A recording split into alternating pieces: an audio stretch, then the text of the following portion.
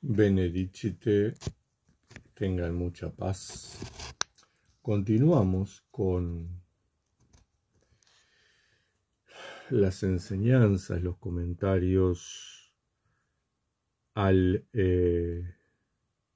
primer libro, primer capítulo, digamos, primero de los autores de la Filocalía, que es Antonio el Grande, o el pseudo Antonio, porque este libro se ubica algún tiempo después de San Antonio el Grande, San Antonio de Egipto.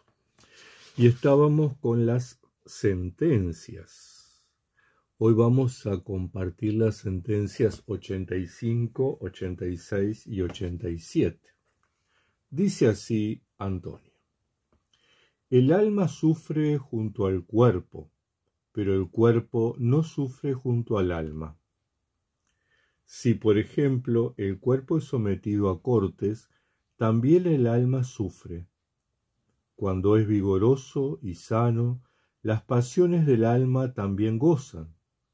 Pero, si el alma reflexiona, no por ello reflexiona el cuerpo, que queda relegado a sí mismo, porque el reflexionar es una pasión del alma, así como también lo es la ignorancia, el orgullo, la incredulidad, la concupiscencia, el odio, la envidia, la cólera, el descuido, la vanagloria, la negación y la percepción del bien. Este tipo de cosas es tarea del alma. En este primer punto, el pseudo Antonio asigna tareas al cuerpo y tareas al alma, experiencias al cuerpo y experiencias al alma. Ciertamente, se maneja en un plano espiritual y en su contexto, ¿no? Entonces veremos después que, bueno, hay veces que hay cosas del cuerpo que, hay cosas del alma, perdón, que afectan directamente el cuerpo. Pero, en principio, las experiencias del cuerpo repercuten en el alma, nos dice Antonio.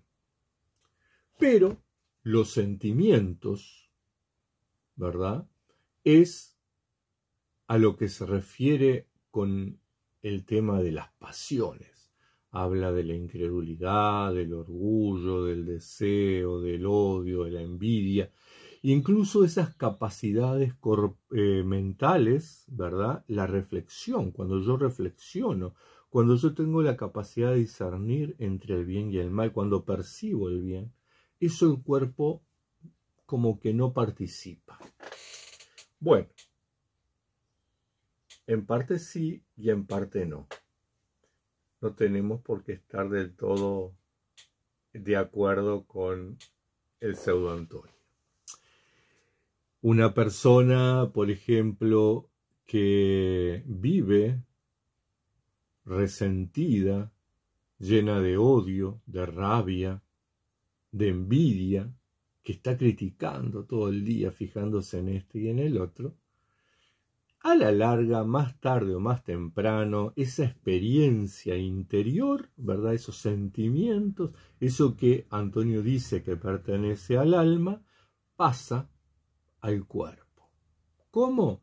Y a través de gastritis, a través de cefaleas, a través de úlceras estomacales.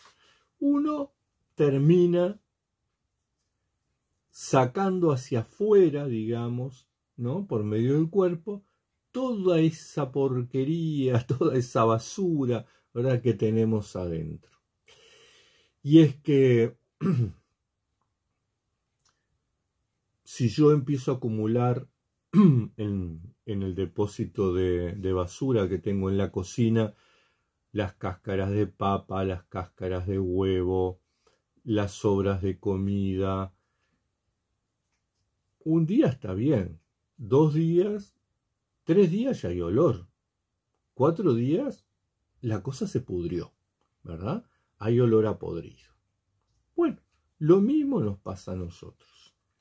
Pero por ahí la enseñanza que tenemos que rescatar del pseudo Antonio es que nosotros, que queremos ser monjes, que aspiramos a llevar una vida monástica, tenemos que cuidar los sentimientos, tenemos que vigilar esos sentimientos, tenemos que guardarnos de esos sentimientos, ¿verdad?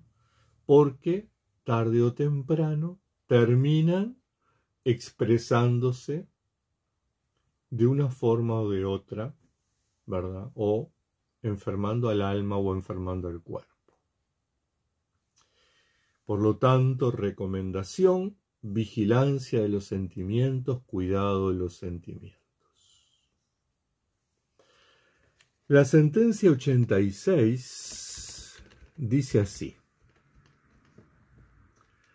sé pío cuando reflexionas en las cosas de Dios, sin envidia.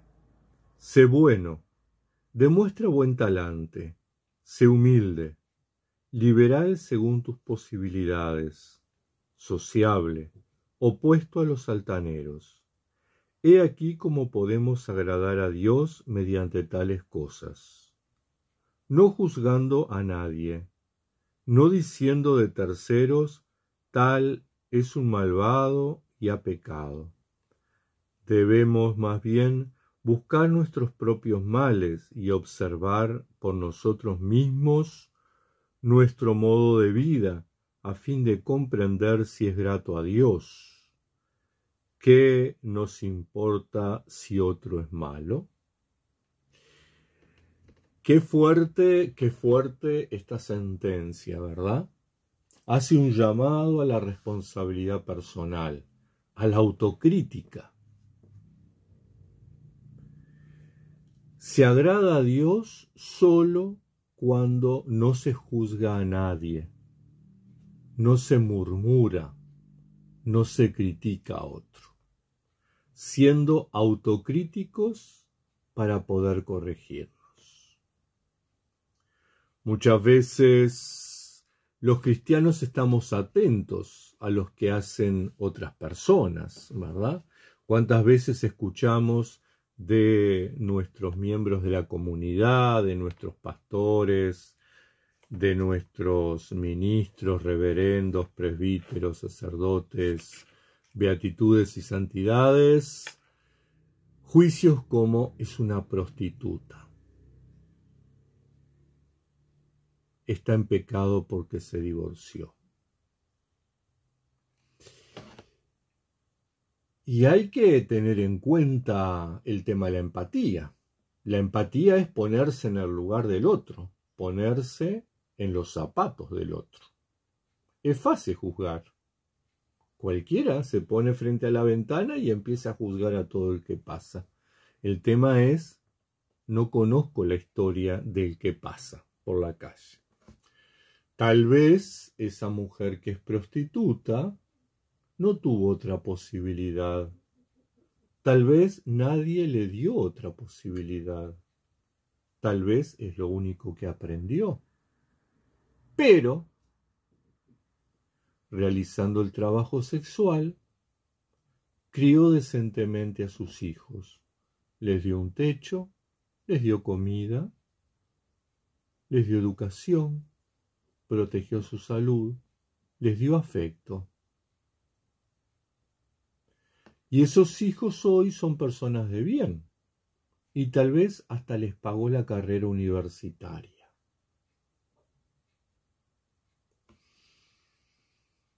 Hay que tener empatía, hermanos, hay que tener empatía.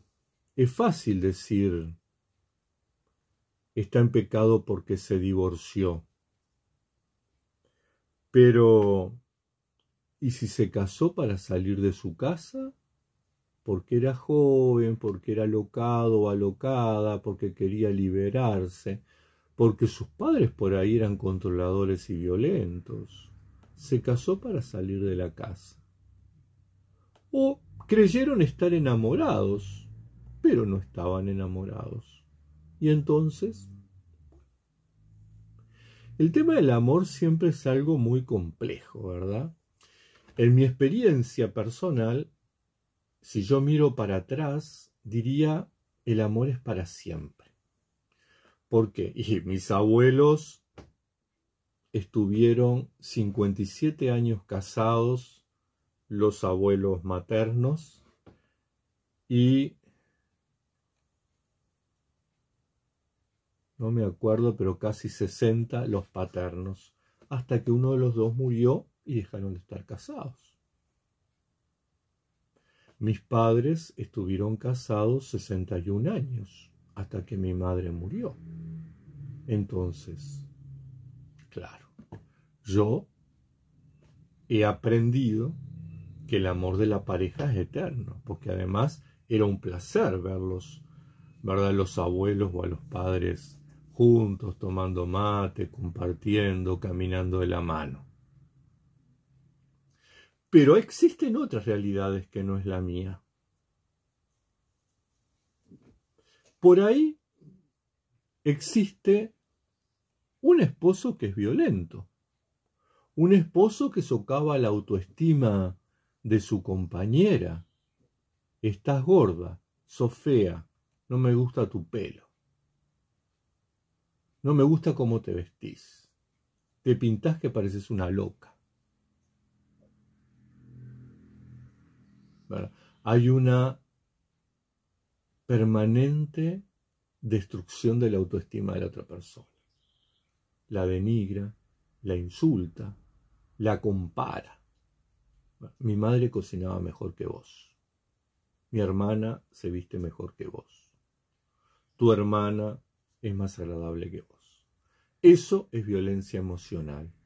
Y entonces, ¿una mujer tiene que estar sujeta durante toda la vida a un hombre que es violento? ¿Qué Dios justo y misericordioso puede pedir eso? ¿Qué iglesia, que se considera pueblo de Dios, enviada de Dios, puede pedir eso a una persona? Tal vez el esposo la golpea y eso es violencia física. Tal vez le maneja el dinero y eso es violencia patrimonial. Entonces, antes de juzgar a quien se divorció, hay que ponerse en el lugar. Y así podemos enumerar una larga lista de juicios que escuchamos a diario, ¿verdad? Entre comillas de buenos cristianos, entre comillas de excelentes pastores, reverendos, sacerdotes, obispos, beatitudes y santidades. Pero todos ellos juzgan sin tener en cuenta la realidad de la otra persona. Juzgan desde su zona de confort, desde su vida resuelta, ¿verdad? Es fácil, muy fácil juzgar a otro. ¿Cuántas veces escuchamos estos juicios en las predicaciones de los domingos, en las misas católicas, romanas, en las divinas liturgias ortodoxas, en las santas cenas o en las eucaristías protestantes? Y entonces ahí los pastores se están olvidando de algunos mandatos de Dios. Pero bueno, igualmente encontramos ministros, ¿verdad?, que asumen ese rol de jueces. Son unos hipócritas. Olvidaron la enseñanza de Jesús. Misericordia quiero y no sacrificio. Es decir, menos incienso y reverencia a Dios y más solidaridad con tu hermano. Menos liturgias y más caridad. Porque dice San Juan, nadie puede decir que ama a Dios si odia a su hermano.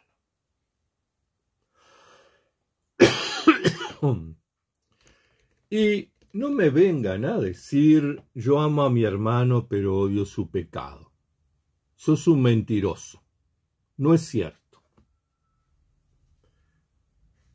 Estoy cansado de leer, aún en mi propio perfil de Facebook, los juicios y las sentencias de gente como esa que me ha llamado hereje, satánico, diabólico, falso cristiano. Yo puedo estar en desacuerdo con el otro. No estamos obligados a creer lo mismo. No estamos obligados a hacer lo mismo. Pero eso no me pone en el lugar de juez. Monje, monja.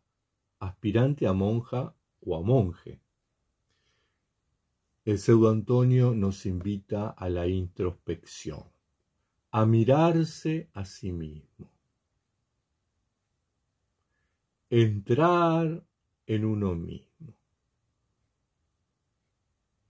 Dice Antonio, debemos más bien buscar nuestros propios males y observar por nosotros mismos nuestro modo de vida a fin de comprender si es grato a Dios.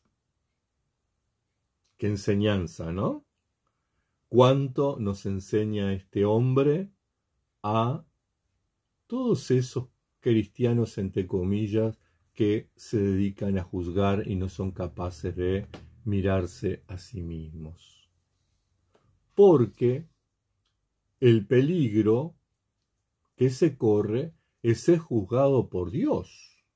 El peligro que corren esos predicadores, esos cristianos, es que Dios les diga sepulcro blanqueado, hipócrita, porque tú también eres pecador. Porque las iglesias, decía mi maestro novicio hace muchísimos años, es un gran hospital. A las iglesias venimos los que estamos enfermos, los que necesitamos ser sanados, los que necesitamos ser liberados, los que necesitamos ser curados por Dios. Entonces, introspección.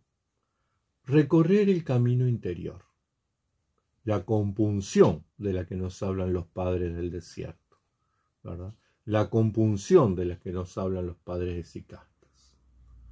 Tener esa actitud de reconocer que somos pecadores, que somos limitados, que somos imperfectos, pero que estamos en camino a la perfección. Pero para eso no hay que juzgar. Para eso hay que amar al otro tal como el otro es. Y Dios se encargará de hacer lo suyo para que el otro sea mejor, así como se encarga de hacer lo suyo para que yo sea mejor. La sentencia 87 dice así: el que es verdaderamente un hombre se esfuerza por ser pío. Pero lo es el que no tiene concupiscencia por lo que le es ajeno, y es ajeno al hombre todo lo que ha sido creado. Así él, en cuanto imagen de Dios, despreciará todo. Pero el hombre es imagen de Dios cuando vive con rectitud, de modo grato a Dios. No es posible serlo si no nos separamos de las realidades de esta vida. El que tiene un intelecto amante de Dios conoce todo el provecho y toda la piedad que él mismo infunde en el alma. El hombre que ama a Dios no acusa a nadie por lo que él mismo peca, y esto es indicio de un alma que se salva. Nuevamente, qué sacudón que nos pega Antonio hoy, ¿no? Por un lado, al parecer, según entiende Antonio, no todo ser humano es imagen de Dios. Duro, ¿no? Sino cuando vive con rectitud. Y la rectitud implica, por un lado, ¿verdad?, el no ajustarse a las conductas del mundo, no ajustarse a las realidades del mundo. Por eso, cuando nosotros optamos por la vida monástica, estamos iniciando un proceso que llamamos fuga mundi, es decir, dejar estas realidades, estas cosas. La fuga mundi no es irse a la cima de la montaña y vivir solo, porque ahí yo puedo tener en mi corazón todos los sentimientos y deseos del mundo que me los traje, ¿verdad? Y en mis pensamientos todos los recuerdos del mundo. La fuga mundi es esa actitud de romper con el mundo, ¿no? Es decir, estar, pero no ser del mundo. Lo que dice el Evangelio, ¿no? Poder vivir en la experiencia de Dios en el mundo de la luz y no en el mundo de la oscuridad. Pero no se queda ahí el pseudo Antonio solo con que la rectitud es esa ruptura, ¿verdad?, de los deseos de las cosas creadas. En efecto, muchas veces el ser imagen de Dios se torna al revés y hacemos a Dios imagen nuestra, justificándonos nosotros, pero condenando a los demás, condenando a todo el que es, al que hace o al que piensa diferente a mí, distinto a mí. Cuando actuamos así, en nombre de Dios, en realidad estamos construyendo un ídolo a nuestra imagen y semejanza. Y de esto algunos cristianos nos pueden dar cátedra. Tienen licenciaturas, doctorados. El cristianismo ha sido gran parte de la historia perseguidor de otros, juzgador y condenador de otros, de los judíos, de los paganos, de los musulmanes, de los herejes, los que están en el error, que piensan distinto, de los homosexuales, de las brujas, de los divorciados, y podemos ampliar la lista, ¿verdad? Una lista que es interminable. Somos imagen de Dios cuando practicamos la autocrítica. Dice el pseudo Antonio, el hombre que ama a Dios no acusa a nadie. El hombre que ama a Dios no acusa a nadie. Qué importante tener en cuenta esto, echar un vistazo a nuestro alrededor y ver qué está haciendo la comunidad cristiana de la que participo. ¿Qué están siendo los ministros que presiden mi comunidad, verdad? ¿Qué estoy haciendo yo?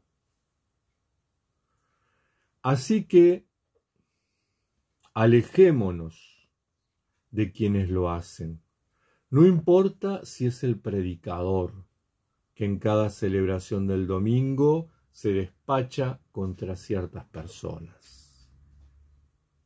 Porque no acusar, afirma el pseudo Antonio, es indicio de un alma que se salva. Monje, monja, aspirante a monje. Nuevamente, introspección, camino interior, autocrítica, conversión, compunción. Los dejo con estos pensamientos, con estas ideas, con estas propuestas. Hasta el próximo encuentro. Que la Madre de Dios les acompañe, les proteja y les bendiga.